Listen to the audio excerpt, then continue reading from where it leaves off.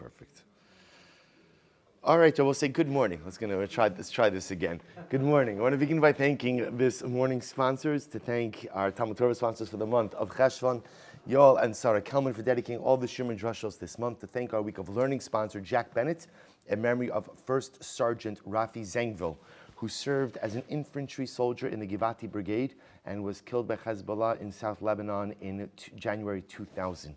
And our Daf Yomi sponsors for Refuah Shalema for Dr. Aviva Weisbord, Ruchama Aviva Bas Sheina Chana, and for Rachel Yehudis Bas Tova Gittel. We hope that all those who require refuah will have one together with Kol Choli Yisrael. All of the neshama should have an aliyah of the families in Nechama. And also with that, let us begin. So we have a very exciting daf ahead of us today. Today's daf is Tzadik Ches 98. And we are picking up at the Mishnah on Tzadik Zayin Amud Beis 97b. So the Mishnah says as follows: Hayakori b'sefer al isikufa.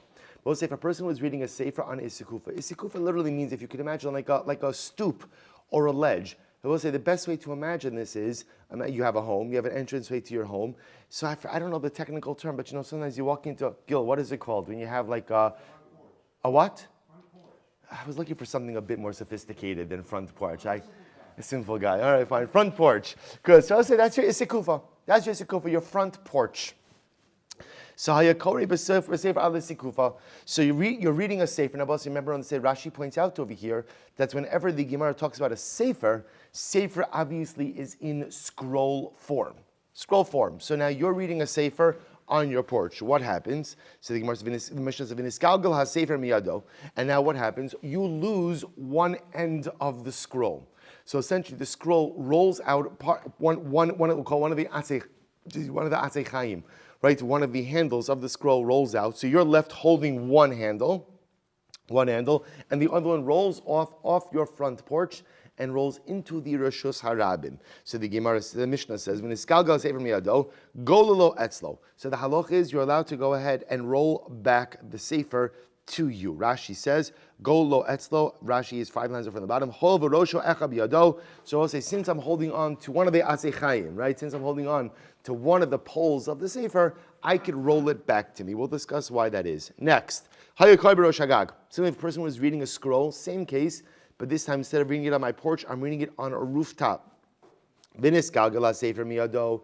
The scroll rolls out of my hand. So what's the halacha? Ad shelo igil asar tvachim.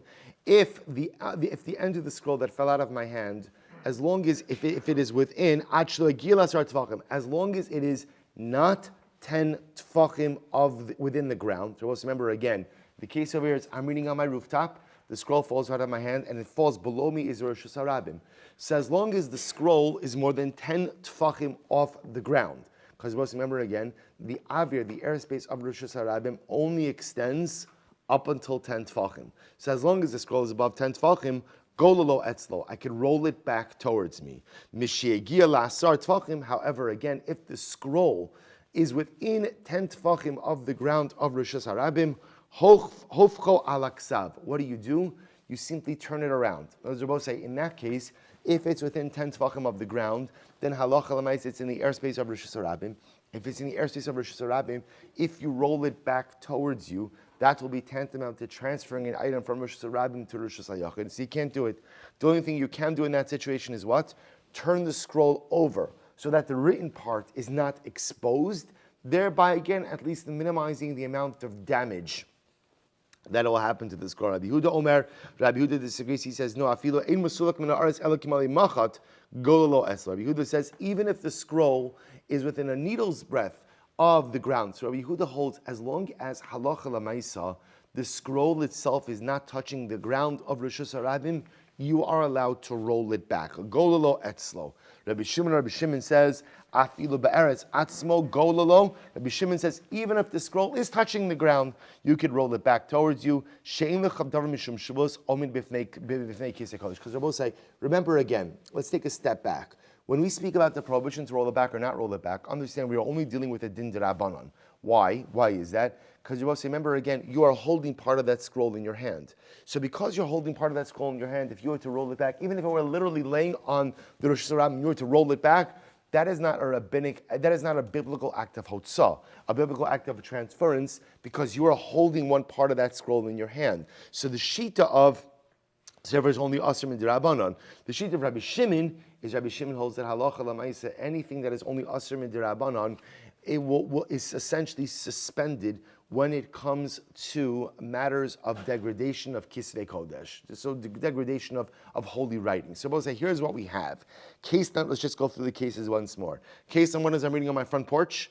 I lose one of the poles, one of the Atzei Chaim of the scroll. It rolls into Rosh Hashanah. So we'll say, ultimately again, there, the Mishnah there's no machlokes in that case. Interesting enough, the Mishnah just says, I can roll it back to me, no problem. I'm standing on the rooftop, right? That's case number one. I'm standing on rooftop, scroll falls out of my hand. So we'll say, here we have machlokes. First opinion says, as long as the scroll part that fell out of my hand is not within 10 tefachim of the ground, it has entered into Rosh Hashanah, I could roll it back, right? Ultimately, again, Rabbi Huda says, as long as it's not resting on the ground, you could roll it back. And Rabbi Shimon says, even if it's resting on the ground, you could roll it back. Since we are only dealing with a shvus, a din dirabanan, and halacha lamaisa, when it comes to bizayon of kisvei kodesh, degradation of holy writings, we suspend rabbinic law. Good, let's analyze. Says the Gemara, we'll say, what's the case of this front porch? Ilema isikufa rishus hayachid v'kama rishus harabim. So we'll say, if you want to say the isikufa itself is a rishus hayachid, let's assume that for a moment. And remember, the area in front of the isikufa is rishus harabim. So therefore, I'm reading my scroll. Right? We'll say Shabbos afternoon. I'm reading my scroll at my front porch. I lose my grip on one of the not poles. What's the right word? Handles, right? On one of the handles. I lose my grip on one of the handles, and it rolls into the Rosh Hashanah. So is that what we're talking about over here? And therefore, what does the Mishnah say? The Mishnah says, I'm allowed to roll it back on Shabbos. So we'll say, and therefore, again, the chiddush of the Mishnah, in other words, the fact that I'm allowed to roll it back, says what? I could roll it back, and I'm about to say, what are we not concerned about? See, what do we have to be concerned about over here? Maybe I'm going to lose my grip on the other handle. The whole thing is going to end up in Rosh Hashanah, and I may come to inadvertently go ahead and transport the entire thing from Rosh Hashanah to Rosh Hashanah. Now, obviously, if I were to lose my grip on the other handle, and the whole sefer were to roll into the Rosh Hashanah, and then I were to go into Rosh Hashanah and pick it up and bring it back to my front porch, that obviously would be a bona fide act of hotzah. That would be a much more significant and serious act. So could it be that the chiddush of the Mishnah is that if I lose my grasp on one handle, it rolls into Rosh Hashanah. I'm allowed to roll it back. I'm still holding one of the handles. I'm allowed to roll it back where I am, and we are not afraid that I will come to lose my grip on the second handle, and thereby come to transport the entire sefer from Rosh Hashanah to Rosh Hashanah. So top of Tzaddik has money. Whose opinion is this? Rabbi Shimon. Because where does Rabbi Shimon hold? The Gemara says, "The Amar Kol Davar Shemishum Shivos Eino Omed Bifnei Kisvei HaKodesh." Because also Rabbi Shimon is of the opinion that in general, when we're dealing with matters of rabbinic law, we suspend rabbinic law when it comes to degradation of holy writings. So at most, what I'm dealing with over here is a potential Isser D'Rabbanan, and therefore we'll suspend the Isser D'Rabbanan, allow me to roll the scroll back. This way I can go ahead and prevent the sefer from being degraded. So the Gemara says, Ema Seif Rabbi Huda. So we'll say, interestingly enough, the next case is Rabbi Huda. Ema Seif Rabbi Huda Omer, Afilo in Musulak Mina Aretz Ela Mali Hachut Melachut Gololo Etzlo. Rabbi Shimon Omer, Afilu Ba'aretz Atzma Gololo Etzlo. So we'll say, then look at the next case. The next case is I'm reading on my roof. So Rabbi Huda says, as long as the scroll is not resting on the ground, even a needle's breadth of space between the scroll and the ground, you can roll it back. And Rabbi Shimon says, no, even if it's resting on the ground, you could roll it back. So we'll say, let's analyze this. Reisha v'sefer Rabbi Shimon, mitzvah Rabbi Huda. So we'll say, here's the problem. Now, remember, the first case of the Mishnah, we'll say, is without attribution. Right? It's just stam. It's without attribution. But it sounds like it's reflecting the view of Rabbi Huda. Sounds like it's reflecting the view of Rabbi Shimon. Right? Rabbi Shimon is of the opinion that halacha l'maisa, whenever we're dealing with just a matter of rabbinic law, we suspend rabbinic law so as to prevent the degradation of Kisvei Kodesh. So you're then going to tell me that the Reisha and the Sefer are Rabbi Shimon, and Mitzvah, the middle case is Rabbi Huda. We'll say in general, we don't like to have mishnayos like that. In general, we like to have mishnayos that have the same authorship throughout. Some Rabbi Yehuda says yes in Reish of a Sefer. Rabbi Shimon says Rabbi Yehuda. So Rabbi Yehuda says yes, that in fact is the halacha, or that in fact is the case. Although we normally do like to have a Mishnah with one author throughout, sometimes it happens that different parts of the Mishnah have different authorships. In this case over here, the Reish of the Mishnah, the Sefer of the Mishnah, Rabbi Shimon, and Rabbi Yehuda is in the middle. Rabba Amar, no. Hacha b'sikufa nidreshes askin. Rabbi say, what's the case over here? The sikufa in question, Rabbi say, while it is true that it is your front porch, but it's a case of an isikufa nidreses. Rabbi say, what does that mean? That it's an isikufa that the rabbim, the bnei rushos harabim, will often use. So I'll say, remember again, we're dealing with a home that abuts the rushos harabim. My front porch, sometimes when there's a little bit too much traffic inside of the rushos harabim, what happens? The rabbim will come up and use my porch. What's the impact of that? Look at Rashi. Nidreses, it's the first short line in Rashi. Hanidreses, the olam is sikufa rushos hayachid he. In reality, the sikufa is a rushos hayachid. Aval nidreses, the regel harabim overes derech lo. But the rabbim happen to go ahead and utilize it when they need to. Ubemakum didrisas ragle bnei adam omdin ika bizan kisvei kodesh. Ulahachi shayuha rabbanon legololo etzlo. The lavdamya lekori begag. The hasam leka bizan kulei haimishum hachi heicha dinach gazer Rabbi Yehuda ava baha moded dechevan de ogdo biyado ushvus ba'amulo gazer. Listen to this. So Rabbi wants to suggest that even Rabbi Yehuda, remember again, what did Rabbi Yehuda say? Rabbi Yehuda said in the case of the roof, as long as the scroll is not resting on the ground, you could go ahead and roll it back. But if the scroll is resting on the ground, you can't roll it back. We assume, therefore, that the Reisha can't be Rabbi Yehuda. Because what does the Reisha allow for? I'm sitting on my isikufa, the scroll, I lose my grip on one of the handles, it rolls into Surabim. It's laying on Surabim. Yet the Mishnah says that I can roll it back. So we assume that can't be Rabbi Yehuda. To which the Gemara says, to which Rabbah says, yes, that can be Rabbi Yehuda. Why?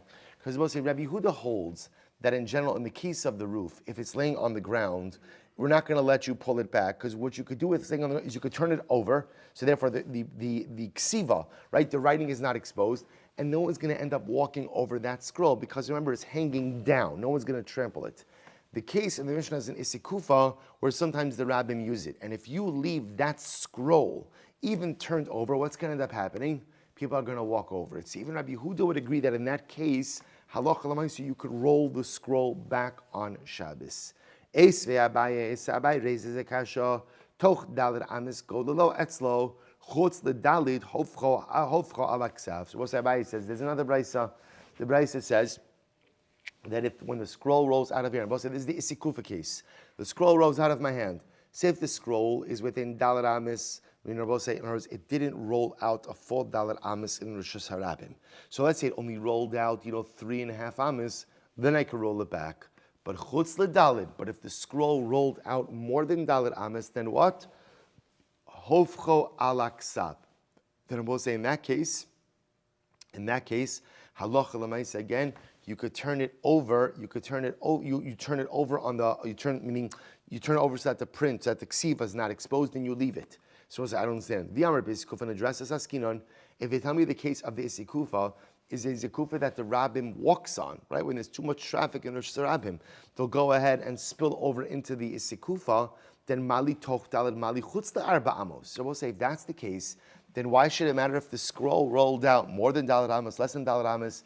If it's an isikufa that is often used by the rabbim, if you leave that scroll out there, we'll say what's going to happen? The rabbim is going to trample over it. So whether it rolled out dalar amos or less than dalar amos, you should have permission to go ahead and roll it back. But also remember again, it's very important to understand, the most we are dealing with over here is an isser d'Rabbanan.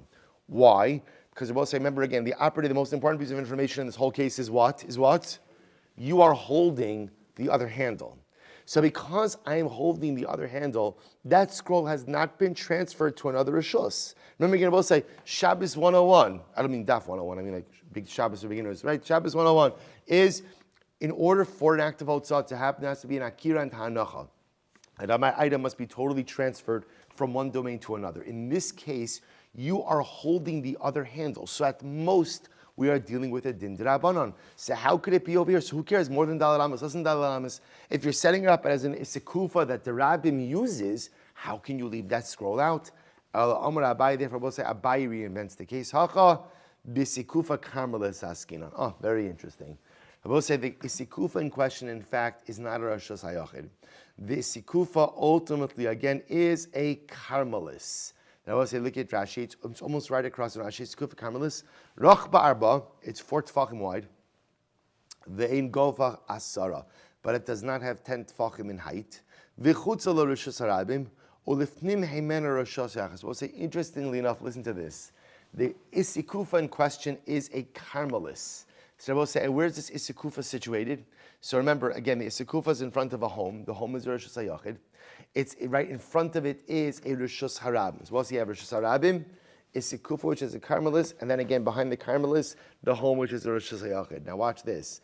Rosh Hashanah over Stefanah, and ultimately again you have a Rosh Hashanah, which goes in front of the karmelis. So watch this. Toch Dalet Amos. If the scroll falls out of your hands and the scroll is within Dalet Amos, so then what? So I'll say if the scroll is within Dalet Amos, right, meaning it rolled out from the karmelis, from the isikufa, but it's within Dalet Amos of the isikufa, even if you were to drop the other handle, so that the whole scroll would be in Rosh Hashanah, and even if you were to go into Rosh Hashanah and retrieve that scroll and bring it back into a karmelis, that would not be an Isur D'Oraisa.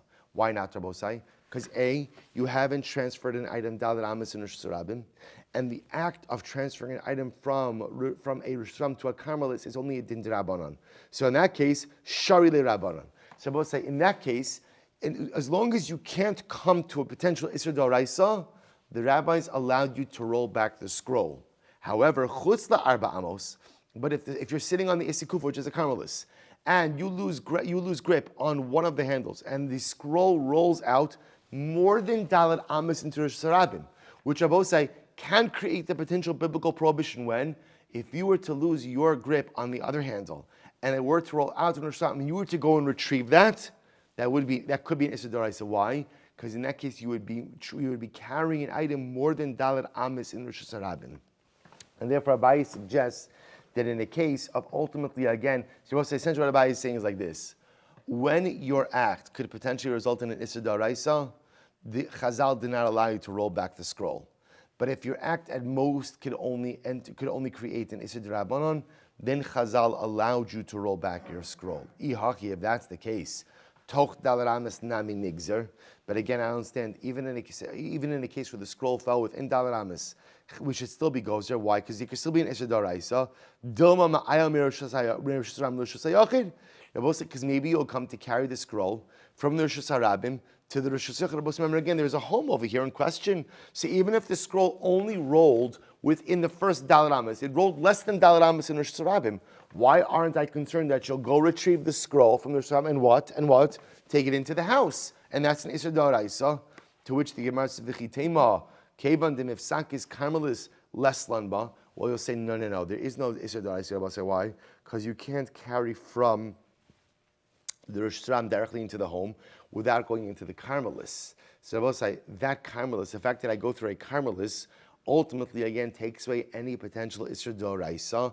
And once again, we're only dealing with an Isur D'Rabbanan. Is that true? Ha'marava, ha'ma'aver chayfetz, metchilas arba l'sof arba, behevir derech alav chayav. We'll say, Rava says, and we're going to see this a little bit later on, Rava says that halacha l'mais, listen to this, if you carry an object, Dalet Amos in Rosh Hashanah, but you carry it above your head, so that is it is an airspace above 10 tefachim, Halacha l'maisa, Rava says you are still chayiv for that. Look at Rashi. Rashi is right across from the Rabbeinu Hananel. Lemala mirosho shema akro mishsurabim v'olichu derech lemala mirosho ve'enichu l'sof arba chayiv. V'af agav da'avira makom ptur digava ve'in bo makom rochav arba amma kibun delonach b'makom ptur lo mahani. Both say, listen to this. Rava's shita is like this. The only time, so remember again, listen to this case. I'm carrying an object, Dalet Amos in Rosh Hashanah, but the entire time I'm carrying it, Lamala miyutfachim.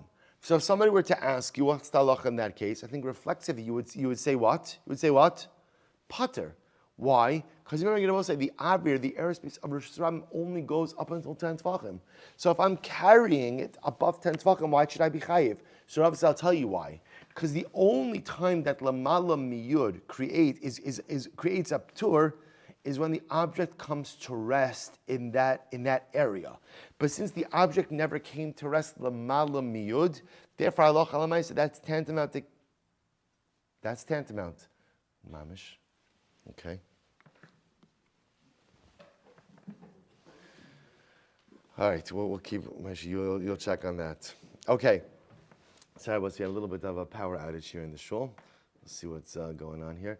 So we'll say, so that is tantamount ultimately again to going ahead and carrying it within Dalet Amis of Rishus Harabim. So what's going on over here? So we'll say it's really an incredible, powerful yisod that halacha. I will say if it's easier, if you want to, whoever wants to move into the social where the lights are on, that's absolutely okay. So we'll say, so the Gemara says as follows. Maybe there's a timer of sorts. Okay. So in any event, so the Gemara says as follows. So the Gemara says, I'm sorry. So the Gemara says, so therefore I will say, you could taina therefore, that even though you are walking through a Carmelis, halacha l'maisa, you're not coming to rest in the Carmelis. So therefore, again, perhaps there would be a chiyuv carrying the object, carrying the object from the Rosh Hashanah to the Rosh Hashanah. So Hachamay Askina say, what's the case over here? Be'isikufa arucha. Both say the case over here could be with a long isikufa. Adahachi v'hachi mitgar.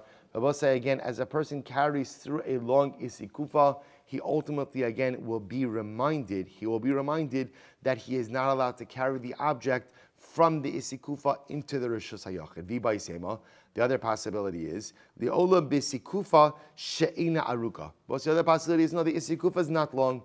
Ustam kisvei kodesh. And I will say in general, when you're carrying kisvei kodesh, you're going to study them a little bit.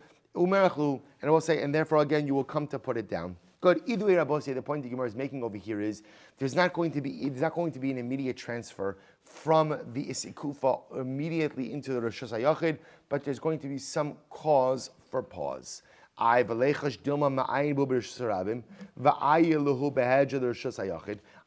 wouldn't we be concerned that a person is going to start learning from the Sefer in Rosh Hashanah and come to bring it into Rosh Hashanah? Hamani ben Azahu do Amar Mahalech Ka'omedami. Because we'll say ultimately again, whose opinion does this reflect? It's Ben Azai who says that walking is the equivalent of standing. But we'll say a pretty incredible shita. Ben Azai holds that when you walk through an area, it's as if you have come to rest as well. But Dilma Zarek Mizraklu, maybe you'll come to throw it. So we'll say this reflects Yudam Rabbi Yochanan, Moda ben Azai bezorek. Amravacha bar Ava Zos Omeres Ein Mizarkin Kisvei Kodesh. We'll say Allah Chalamayse, we don't throw Svarim. Good. So we'll say, so ultimately again, we have three different opinions as to how the case of the Mishnah actually plays out. Right? We have Rabbi Yehuda saying that just different attribution throughout the Mishnah.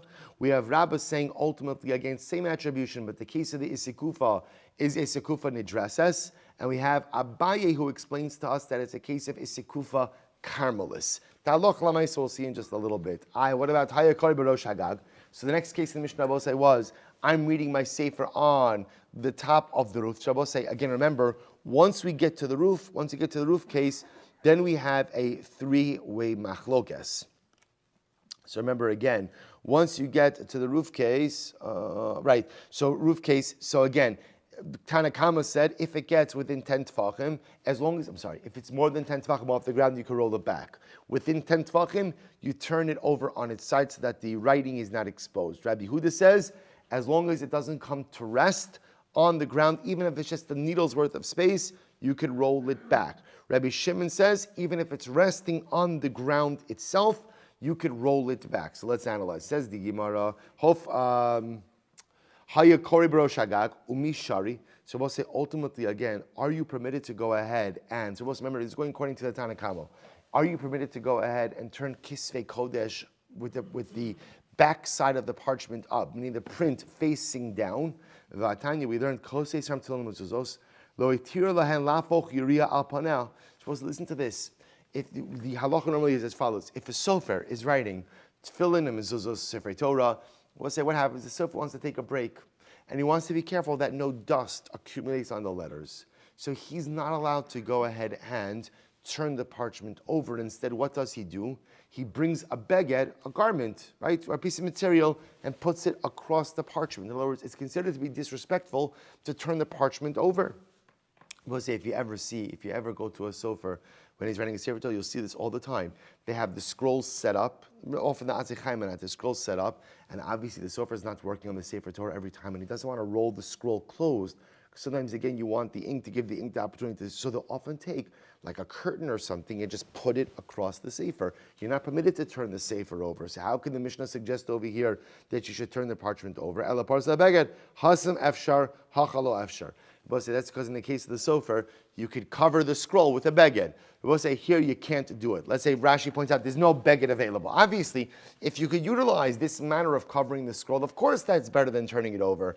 But the case over here where it is impossible to go ahead and cover the scroll. V'ilo afich, iki bizayin kisei kodesh tvei. So we'll say, interestingly enough, sa'alocha l'maisa, again, in this situation, you have a choice. You don't have a beged in which to cover the exposed parchment. So here's your choice. You could turn over the parchment, which of course, again, is considered to be a bit insulting to Kisvei Kodesh, but it's less insulting than what? Than going ahead and having the parchment and the ksiva exposed to the elements. So we'll say, sometimes life is not about making the best choice, but it's choosing the lesser of two evils. An incredibly important, you saw an incredible muster. Sometimes in life you don't have the optimal choice. Choice A is not available to you. It's only choices B and C. So when you're left with choices B and C, make the best choice possible. Incredible yisod. Says the Gemara, Hofchu alaksav. So the Mishnah said that halacha l'maisa, if the scroll, now both remember again, so the Tanakama said, the first opinion of the Mishnah in the rooftop case said, if the scroll is within 10 tefachim of the ground of Rosh Hashanah, you turn it over, you turn it towards the blank side, and that's it, right? But so the Gemara said, I don't understand why. Halonach, so we'll say, even if it's within 10 tefachim of the ground, it didn't come to rest on the ground. Amarava, bekosal meshupa.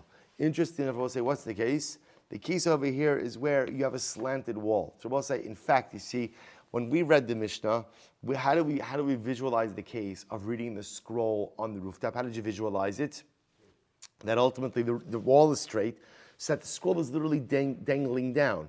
That's not the case as the Gemara. Kosal Meshupa. In fact, the wall, right, the wall of the building, you're on the roof, the wall of that building is a bit slanted. You might want to get off that roof relatively quickly, right? But Lamais, right, the wall is slanted. Instead, Rabbi will say when the parchment hangs down, the scroll itself, the Kisei Kodesh, actually comes to rest a little bit on, not a little bit, comes to rest on the slanted wall. Amrli Abayis, let's analyze this. Amrli Abayis, Mayokimta, Lemasnisis. Now he's setting up the Mishnah how? Because Salmashupa. So we'll say, interestingly enough, the scroll's not dangling. The scroll comes to rest on a slanted wall. Well, if that's the case, Amos Seifa, Rabbi Yehuda Omer Afilo Eino Mesulak Min Haaretz Ela Malo Machat Kololo Etzlo. Rabbi Yehuda says, even if the scroll, remember what Shittas Rabbi Yehuda is, as long as the scroll is not touching the ground of the Rosh Hashanah, even if it's just a needle's breadth away, you could roll it back. But I don't understand. V'hat nachle. But there is no case where the scroll was suspended, because you just set up the Mishnah is dealing with the case of a kosa meshupa, a slanted wall. If it's a slanted wall, that means the scroll has come to rest. To which the Gemara says, you're right. Let's fill in the blanks of the Mishnah. When is this so? Because meshupa. When the wall itself is slanted. So we'll say if the wall itself is slanted, the Tanakama will say that if the scroll is within 10 tefachim of the ground, then you can't roll it back. If it's more than 10 tefachim off the ground, then you can roll it back. Because they both say, technically speaking, the scroll has come to rest. So now you understand the 10 tefachim version. So if it came to rest within 10 tefachim, which again, kosel meshupa, if it comes to rest within 10 tefachim, you can't roll it back. Lamala miyud, you can roll it back. Aval amud beis, however, because she'ena meshupa. But I will say if the wall is not slanted, so then what? So we'll say therefore the scroll is hanging straight down. Lamala mishlosha gololo etzlo. Lamata mishlosha hofchal aksav. I will say if the wall is not slanted, then what?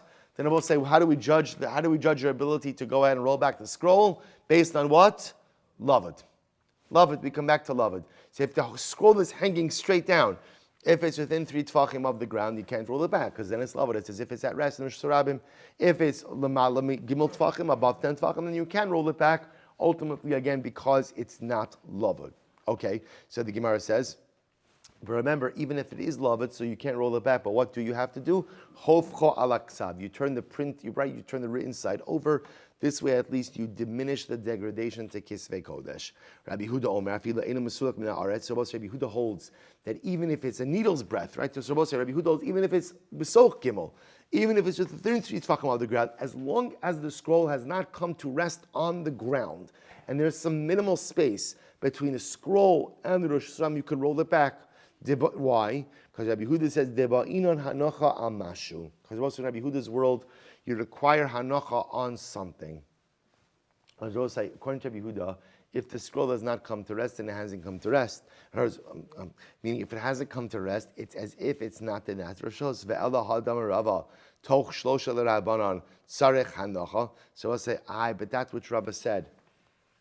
That according to the Rabbanon, ultimately, and Rabbi say, so this Rashi points out is the case of kluta kamishahuncha. So we saw this in Masechah Shabbos, right? Ultimately, again, that when something goes through airspace, is it considered as if it has come to rest or not? So when Rava said that even an item that is within 3 tfachim, it's not enough that it travels through the airspace, but it requires hanacha, requires that it comes to rest.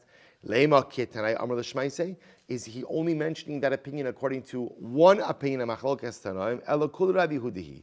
So you have to say that the entire Mishnah reflects the view of Rabbi Huda. And Rabbi say in reality, the Mishnah is missing a piece, and here's how you have to read it. Here we go, Rabbi say. Here we go. Rabbi say, when is this so? When is this so? And Rabbi say, now remember, we dealt with the Isikufa case. So the Isikufa case is off the table now.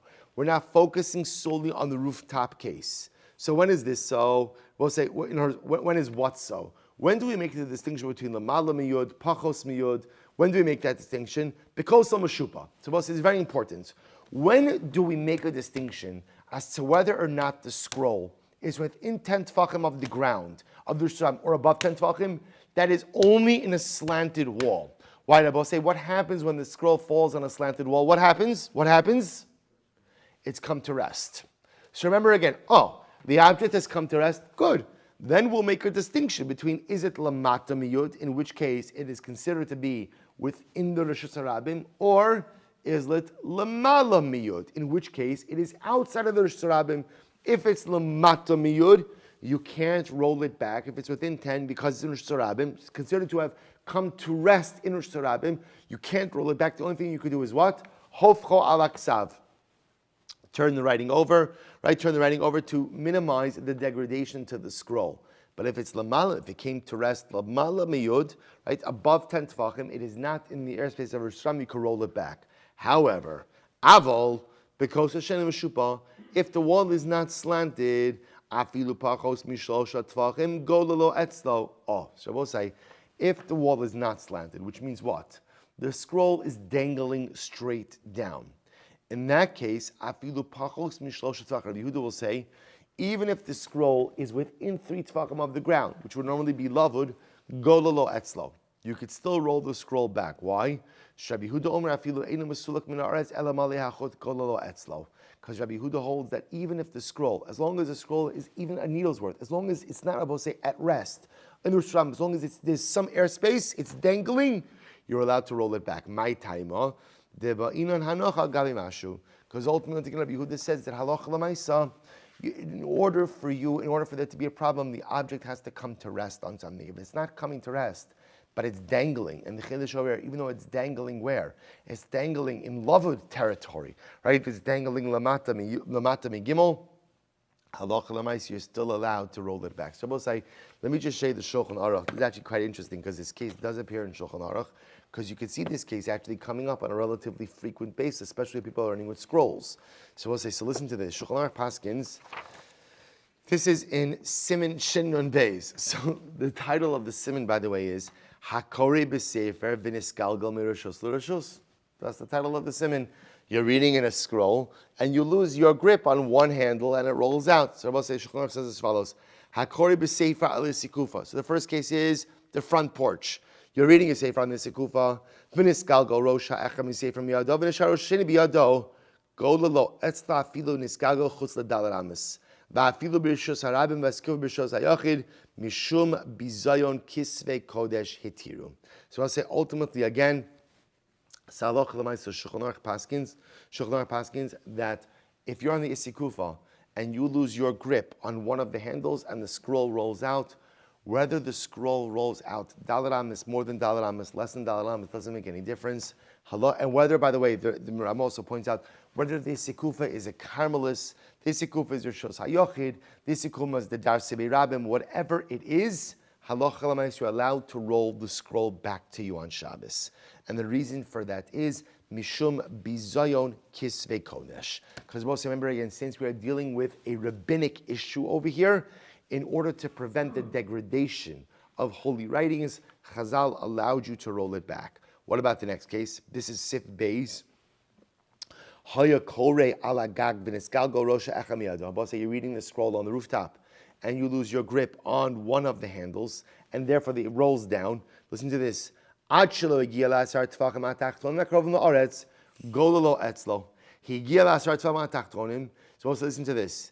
If the scroll is not within 10 tefachim of the Rosh Hashanah below, you can roll it back. If it is within 10 tefachim of the ground, and in bekosel meshupa, and we're dealing with a sloped wall, therefore the scroll has come to rest within 10 tefachim of the Rosh Hashanah, then halacha l'maisa you can't roll it back because the object has come to rest in Rosh Hashanah. You can't roll it back. All you could do is what? Hofcho ala ksav. But listen to this. V'me'eno meshupa. But as if the wall is not slanted, as long as the scroll is not touching the ground, go the low esla, you can roll it back to you. So we'll say it turns out that the Shulchan Aruch does in fact pass like Rabbi Yehuda.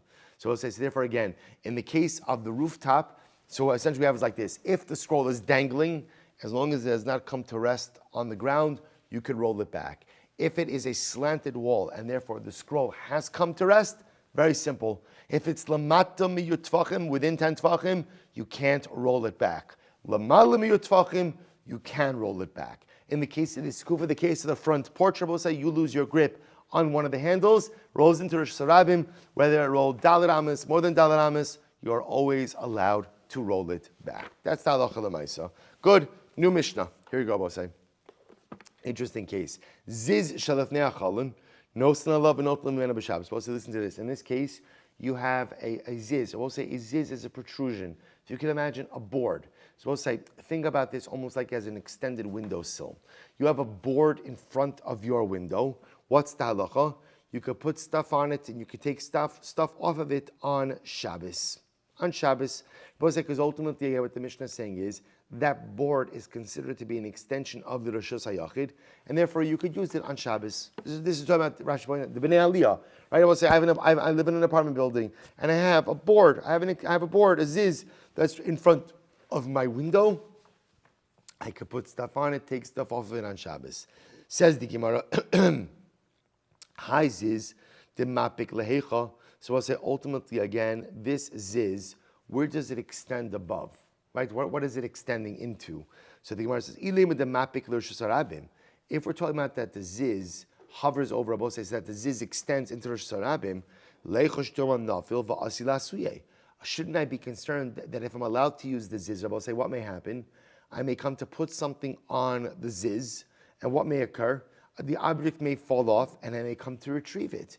In which case, I may come to inadvertently engage in an act of hotzah. Ella the mapik Rosh Hashanah. Rather, you have to say that the ziz extends into the Rosh Hashanah, like into the chatzar. If that's the case, pshita, then obviously I'm allowed to use the ziz.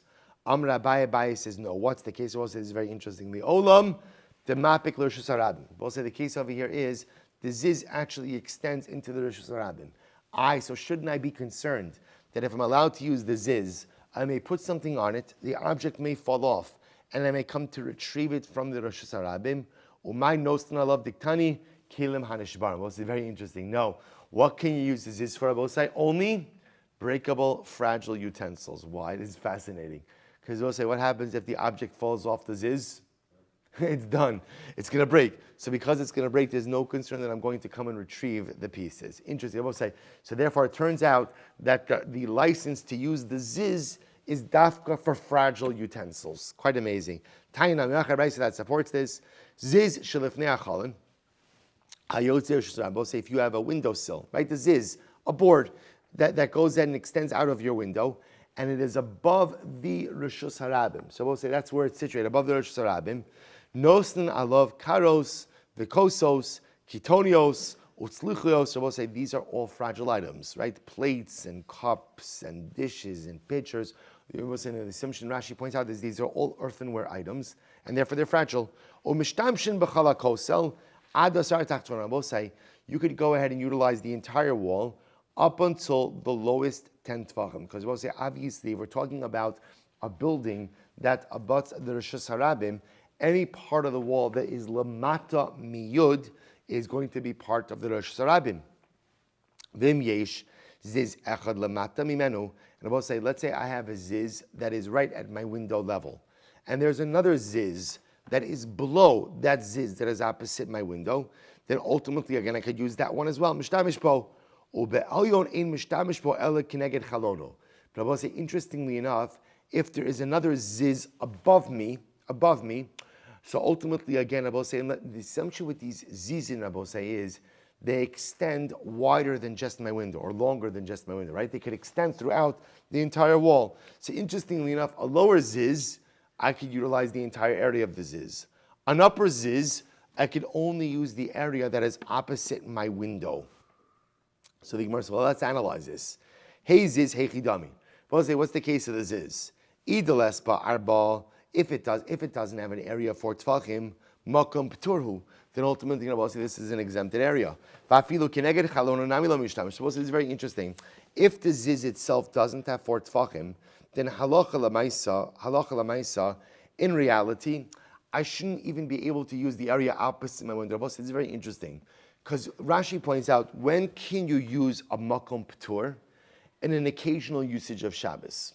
But you cannot habitually use a makom ptur. I mean, you can't use a makom ptur on a regular basis on Shabbos. So therefore, the act of using a makom ptur that's outside my window on a regular basis will be aser. So the Gemara says, "Vi ispe arba b'kulei kosel l'shtam." Shabbos say, and if the zizin question has an area for tefachim, then I will say that's a bona fide rosh hashanah. If that's the case, then halacha l'maisa, you should be able to use the entire ziz, even the area that is not opposite even area that's not opposite my window. So Rabbi, what's the case? Tachton de isparba. We'll say the case over here is the lower ziz. In fact, does have 4 tefachim. Right, the lower ziz does have the dimensions of a rishus hayachid, and therefore can be used. Ve'elyon less be'arba. The upper ziz, Rabbosai, does not have an area of 4 tefachim. And ultimately, again, but what's the case? The chalon mashli masla dalid. Rabbosai, so the case is the ziz itself doesn't have the area of 4 tefachim, but halacha l'maisa, the ziz together with the windowsill does have an area of 4 tefachim. Therefore, keneged chalon mishtamish. Therefore, both makes sense. Therefore, the area that's opposite the window can be used. The chorei chalonhu. Ultimately, again, because it's considered to be an extension of the windowsill. So the Gemara says the high gisa aser. But ultimately, again, using the area of the ziz that's not opposite the window will be asawai rabosai, because that area is the status of makom ptur. So, and makom ptur ultimately again can be used on an occasional basis, but cannot be used on a regular basis. Rabosai, this is really an incredible yisod. So therefore, Rabosai, so that's the idea. There happens to be a picture of this. You could see this is picture 345. Okay, I think this case is kind of intuitive even without the picture. But I will say what I do want to show you before we end, I want to show you this Rashi, because I think this Rashi is really quite fascinating. If you look at Rashi, it's Rashi Divrei HaMaschil, Id lespe makom arba makom petoru, vafilu kineged chalor lo nishtamish, nehid makom petoru mutar lekasef alav, kedikhamol makom shein bo arba mutar lebnei rishus rabim rishus yachal lekasef. So let's listen to this. So what the Gemara is introducing us to Rabbi now is this concept. We know already that an area that doesn't have dalit tefachim is a makom p'tur. And we've spoken about makom p'tur. We've spoken about the pillar, for example. The pillar that is 10 tefachim high, but doesn't have 4 tefachim of area. and let's say that pillar is situated in between Rosh Hashanah and Rosh Hashanah. So what did we say? What could you do with that pillar? Both the Bnei Rosh Hashanah and Bnei Rosh Hashanah could use that pillar to adjust their load on it. Miu tashmish tadir lo mishtere bay to lo chazi le tashmishto shchichi kelen le maple Rosh Hashanah. So we'll say this is fascinating. The use of a makom p'tur is only permitted on an episodic level or an occasional level, but you can't use a makom p'tur on a regular basis. And I will say, especially in the case of a windowsill, right? Where this is right opposite your window. Because what's going to happen if you engage in habitual use of this ziz that is ultimately, again, not for tvachim, your kelim are going to constantly fall down. And even though we started this case ultimately, again, by talking about halacha l'maisa, breakable utensils, and therefore even if they fall down, you're not going to come to retrieve them on a regular basis. Nevertheless, halacha l'maisa, the Gemara does not want you using. So therefore, again, the Gemara is just setting this up. When is the ziz usable? The ziz is usable when it has 4 tfachim of space. But if it doesn't have 4 tfachim of space, the only time it's usable is opposite the windowsill, because then the windowsill is mashlim the arba. But then you won't be able to use the rest of the ziz. Ultimately, again, it doesn't have the 4 tefachim space. So I will say this is in Shin Nun Gimel Sif Beis. I'll get that in a second. Shin Nun Gimel Sif Beis. Both says as follows: Ziz dahainu daf. We'll end with this. Ziz dahainu daf abole. So we'll say if you have a ziz, which is a protruding board from your kosel or sarabim, lemala me'asara, if it's above 10 tefachim. V'yesh bo dalid al dalid, and it has an area of dalid by dalid. V'chalon abayis pasuachlo, and the window of your home is open to it. Mishtam shenalav. Ultimately, again, you're permitted to go ahead and use it. So we'll say it's dafka. There's a bunch of cases, but when is the board usable? The board is usable when it has a makom dalid al dalid. But if it doesn't have makom al dalid al dalid, then halacha l'maisa, you can't use it. The only exception to that will be if it's not dalid al dalid. But the windowsill is mashlim, it completes its dalid al dalid, then halacha l'maisa will be usable. Stop over here for today. We'll pick up Ibn Hashem at the Mishnah tomorrow.